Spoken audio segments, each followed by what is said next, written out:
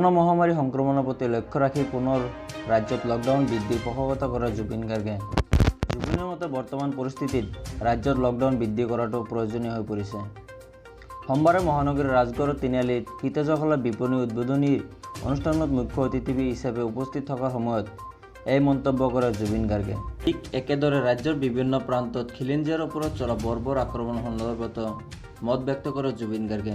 সৰু সৰু কথাতে এজনে আনজনক এনেদৰে হত্যা কৰাটো অতি দুৰ্ভাগ্যজনক বুলি কয় জুবিন গাৰ্গে। ঋতুপৰ্ণা পেগুৰ হত্যাকাণ্ডত জড়িত দোষীক চৰকাৰে প্ৰশাসনে কঠোৰ শাস্তি প্ৰদান কৰিব লাগে বুলি মন্তব্য কৰে জুবিন গাৰ্গে।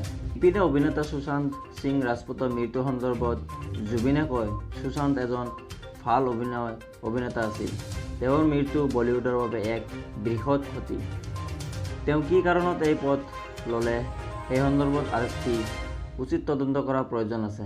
এইখিনি আছিল জুবিন গাৰ্গৰ সেই বিশেষ মন্তব্য। যদি ভিডিঅ'টো আপুনি ভাল পাইছে তেন্তে লাইক কৰি দিব, কমেণ্ট কৰি দিব।